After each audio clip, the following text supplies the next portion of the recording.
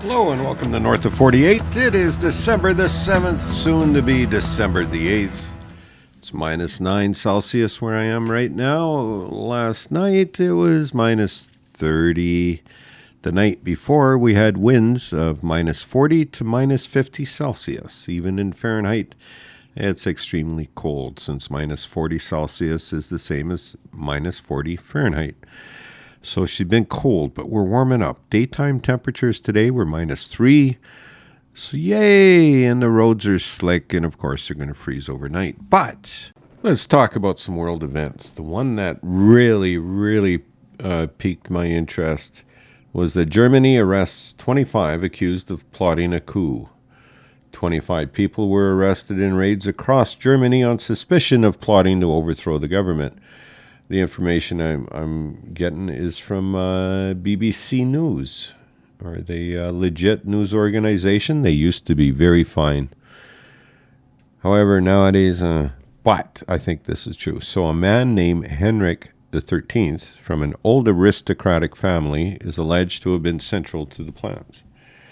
The group of far-right and ex-military figures are said to have prepared for a day X to storm the Reichstag Parliament building and seize power. According to federal prosecutors, Henrik is one of 2 alleged ringleaders among those arrested across 11 German states. The plotters are said to include members of the Reichsbürger Citizens of the Reich movement, which has been in the sights of German police over violent attacks and racist and anti-Semitic conspiracy theories. They also refuse to recognize the modern German state. But other suspects came from a QAnon movement, surprise, who believe their country is in the hands of a mythical deep state involving secret powers pulling the political strings. News for you. They're probably right. Maybe probably not. Anyways, Interior Minister Nancy Faeser assured Germans that authorities would respond with the full force of the law against the enemies of democracy. So, some time ago, there was a KSK guy arrested, and it's a KSK is a company of German troopers, I would think, but not real army. Was disbanded a few years ago because of pervasive far-right extremism. So the far rights are moving on. So this group that was arrested posts in support of the sovereign citizens movement, which at its heart believes they are immune from government rules. Much like in Canada, we have someone we call the Queen, Sovereign Queen. She doesn't believe that the rules of Canada affect her or the people who support her. Ultimately, this group has co-opted a range of conspiracy beliefs that push the idea evil cabals are looking to control our lives and they've got to overthrow them. Now, they're not wrong on that. I think there are some corporations that are quite frankly evil or evil core, or the people who are getting the money from it, they don't care about anything else. So evil is a part of life, if you want to call that evil. Other people would say that's just capitalism. Some people would say that's making a profit. But it sounds like a pretty outlandish plot to the average person. We've had warnings before about action linked to online disinformation and hate before. Anti-vaccine violence and the riots at the Capitol in the U.S., the truckers' convoy. But this is a reminder that even as the pandemic eases in some parts of the world, its conspiracy legacy remains and can embolden little-known fringe groups to take action in the real world. An estimated 50 men and women are said to have been part of this group, which plotted to overthrow the republic and replace it with a new state modeled on the Germany of 1871. Remember 1871 Germany? Good times. It was an empire called the Second Reich.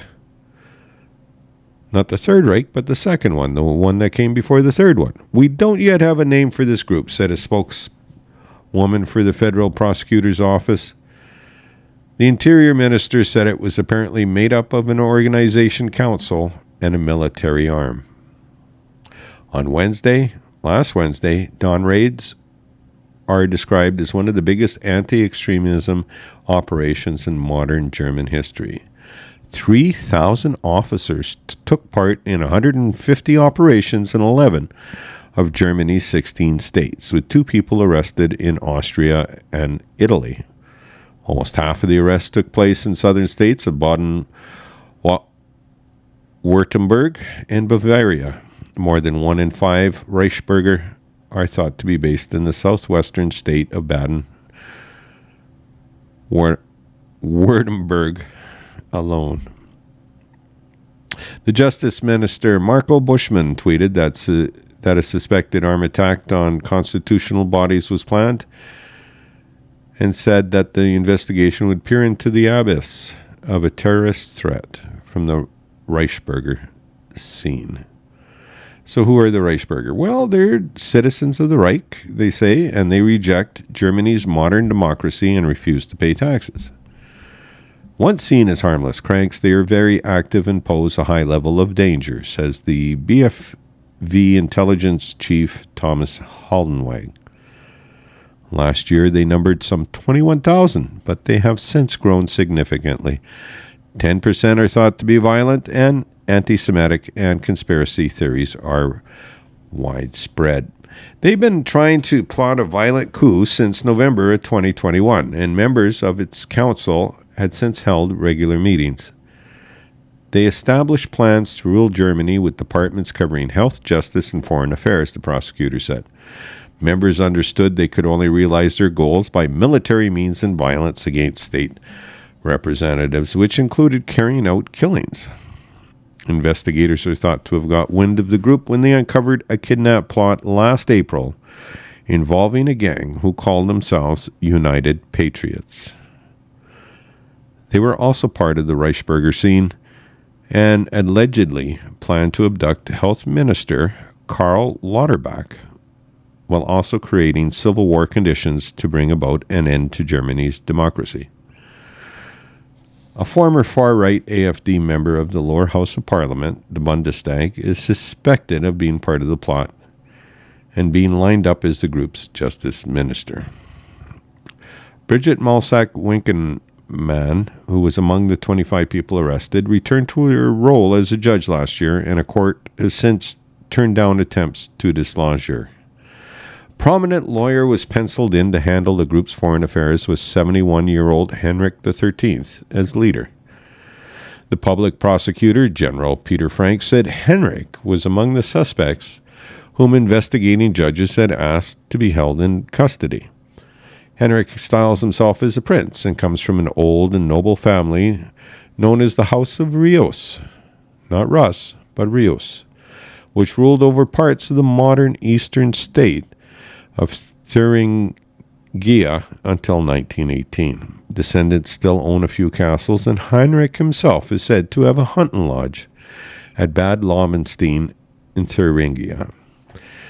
The rest of the family have distanced themselves from the minor aristocrat, with one spokesman telling local broadcaster MDR during the summer that Heinrich was at times confused, a man who had fallen for misconceptions fueled by conspiracy theories. As well as the shadow government, the plotters allegedly had plans for a military arm run by a second ringleader identified as Rutger von P.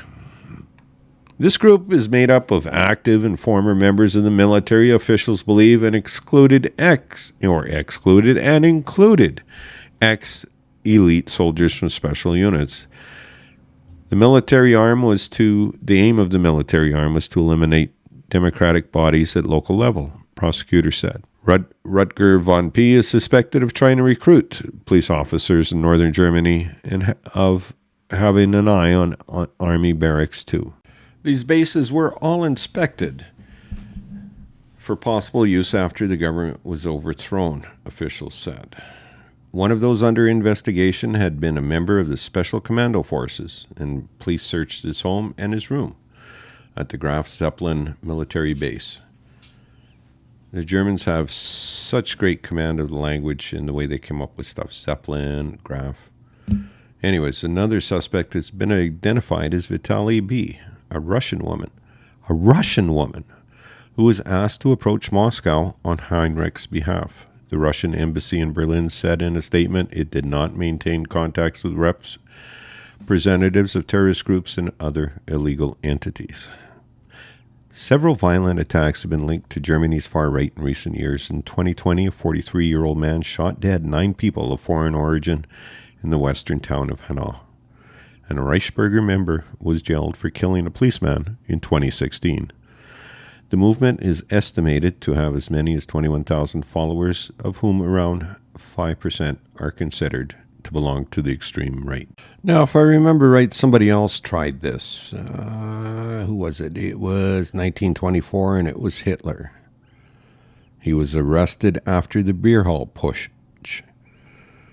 and went on to do glorious things after, I guess, but was a sign of things to come. It's interesting to note the New York Times wrote that after Hitler's arrest for the beer hall push, he was likely to retire from politics. Well, we know that did not happen. And going back to another big headline they had was the fact that, so what did they say? They said, New York Times says, Ukrainian attacks deep inside Russia, escalating the war. Now, hold my beer here. Escalating the war. They bombed a couple of airfields where the Russians were taking off to shoot their cruise missiles at the city. They were ingenious. They did a special makeover on an old Soviet drone that had 1,000-kilometer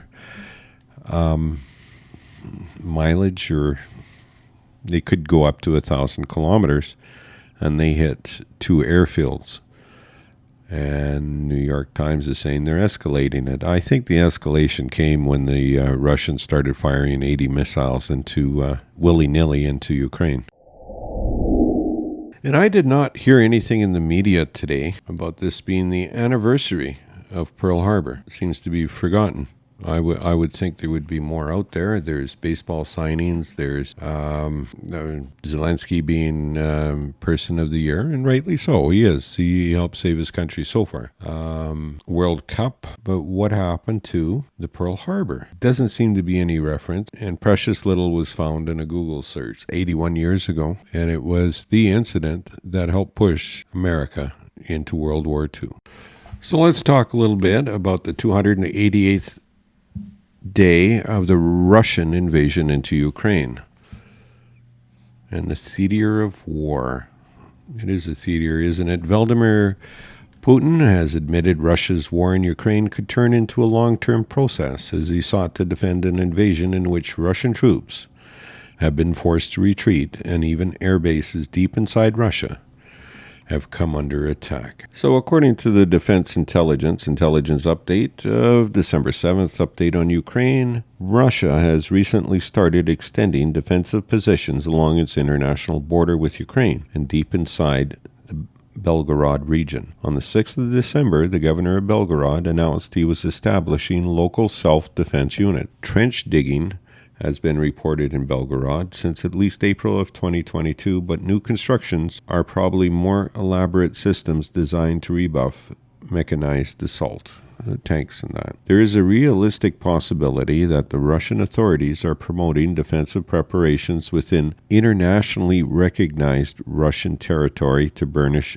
patriotic feeling. However, it probably illustrates some Russian decision makers' genuine but false belief that there is a credible threat of invasion of Russia by Ukrainian forces. Strategic assessment is one of the critical weaknesses in the central Russian government architecture, as highlighted by Russia's original decision to invade Ukraine. Impartial official analysis is almost certainly frequently undermined by a tendency toward groupthink and politically expedient conclusions. Today also marks the 28th anniversary of the Budapest Memorandum, where Ukraine offered to give up its nuclear bombers, missiles, etc., to Russia, and Britain Russia and the United States signed that they would protect Ukraine from this. 19 years later, Russia is now waging war. To mark the anniversary of this agreement, today Russia launched a new wave of missile attacks against Ukraine. Now that's being sarcastic, but agreements must be honored. However, this did not.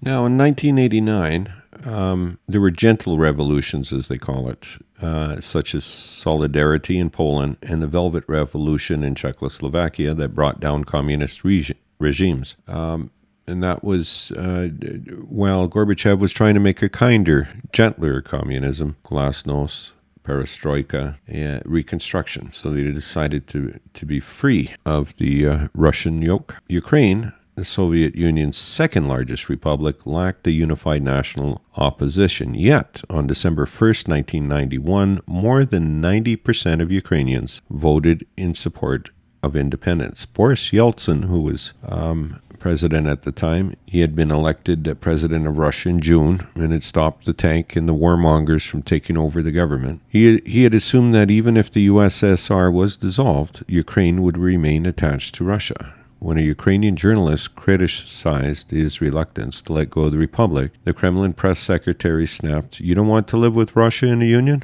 This is a communist legacy. For you? Then go. But return Crimea and Donbass to us." And it just seems to happen to justify his war of aggression against Ukraine. Now in its ninth month, Vladimir Putin has deployed the same rhetoric Yeltsin and his associates used then to argue that Ukraine was an invention of the Soviet Union. Unimaginable outside of Russia. Like all-powerful propaganda, the claim rests on a grain of truth. Post-Soviet Ukraine was in many respects a product of decades of Soviet rule. From the Soviets, Ukraine inherited a state apparatus and structures spanning territories that prior to being incorporated into the Ukrainian Soviet Socialist Republic after World War II had been under different administrations, including at various points those of Poland, Lithuania, Austria, and Tsarist Russia. The Soviets brought into being an expensive state as much Soviet as it was Ukrainian, and a Ukrainian identity that reflected the new urban, multi-ethnic, and bilingual character of Soviet Ukraine's population. That identity was no longer defined in opposition to Russia as it had been in the age of romantic nationalism. Russia was seen as a friendly older sibling, further along down the path to communism. This information comes from a Michael McFall, who's a prolific tweeter or Twitterer, but he's not wrong. For 200 years, Ukrainians have responded to their shifting circumstances by creating narratives about their past. Over the course of the 20th century, they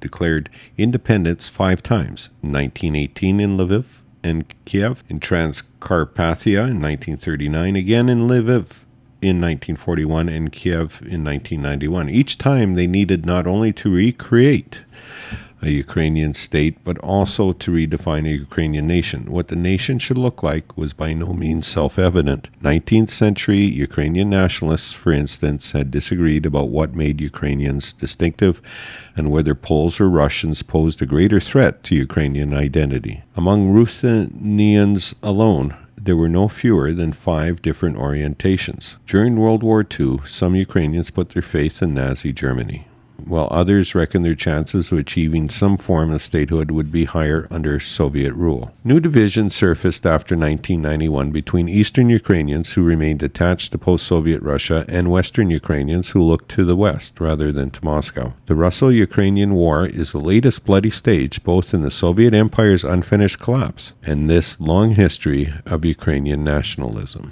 Now, while the Ukrainians' long-range strikes on Russian airfields have created panic amongst Kremlin propagandists, they've brought up conspiracies that there's U.S. involvement, claiming that the U.S. helped modernize Soviet-era drones into kamikaze drones or guided cruise missiles. Well, here's the thing. Kiev, or Ukraine, is striking fixed targets. Hence, the U.S. intelligence support is not necessary. An Anthony Blinken statement that the U.S. had no role is realistic. These are all fixed targets, and you can observe them with commercial satellite photos. They don't need U.S. intelligence support for these strikes. Ukraine has reached out and raided more facilities of Moscow-backed Orthodox Church in 3 regions: Cherkasy, Volyn, and Kherson Oblasts. counterintelligence security measures at the facilities of the Moscow Ukrainian Orthodox Church were raided. They have also Russians have deported more than 100 Luhansk children to Chechnya for patriotic education to raise them as murderers who would then kill Ukrainians, according to Euromaidan Press. It's quite the line. But taking children, that's one way to ethnic genocide, take the children out, raise them as Russians, Zelensky visited wounded Ukrainian soldiers in a hospital in the Kharkiv region. It's very good. And Putin got into a Mercedes and drove across the Kerch Bridge in Crimea, proving that the bridge works. It better work if Putin was driving on it. Eh? And Russia fired more than 70 cruise missile at targets across Ukraine, with a total value of missiles being $400 to $500 million. You imagine the amount of money in this war. And the U.S. Army is planning a dramatic artillery shell production boost, its chief weapons buyer says. So I'm going to suggest to you that the war is it's not over. So let's bring everything full circle. Is the right wing inherently bad? Growing up, conservatives were a fact of life in Alberta. Peter Lougheed was a great conservative premier of Alberta.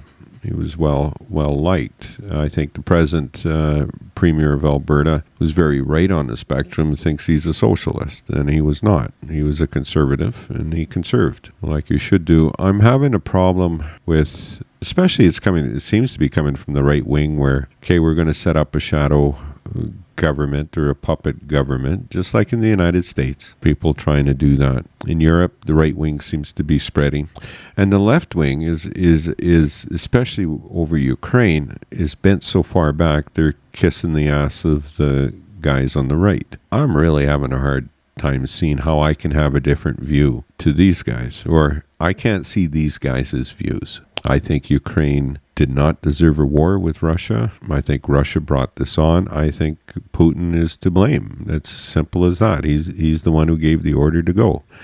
Well, if he was smart, he would say give the order to stop. Say there's a lot of killing going on. We'll deal with this in another way. So as the left and right tankies, as they're called, are trying to say that Putin and Russia should save face. I don't think there's any face to save here. To save face was during the first week of the war. You didn't take Kiev. You just say, okay, this was just a bluff, and just give you something to think about. That's saving face. There is no face saving here. In fact, this has caused, well, there's a lot of money that's went into this war, a lot of war production. At the end of it, this world would be so full of missiles and cruise missiles and perhaps newer nuclear bombs, nuclear retaliatory missiles, that it'll be ridiculous. That's what's happened here. And people saying that, cut off the military supply to Ukraine. Well, then you have to ask yourself, does Ukraine have a right to be a country? In my view, they do. Poland, obviously, who might have had more to say about Ukraine being a country, is in favor of Ukraine being a country. And they're helping quite a bit. Like back in the 40s in the Second World War, Ukraine and Poland did not get along that well. So it is just amazing how a right-wing government in Poland is supporting a Jewish president in Ukraine and the Ukrainian people. For that, I want to talk about tankies in the future, if you don't mind. Just something that's been on. I can't figure it out how some of these people, how they get their viewpoints. I don't get it.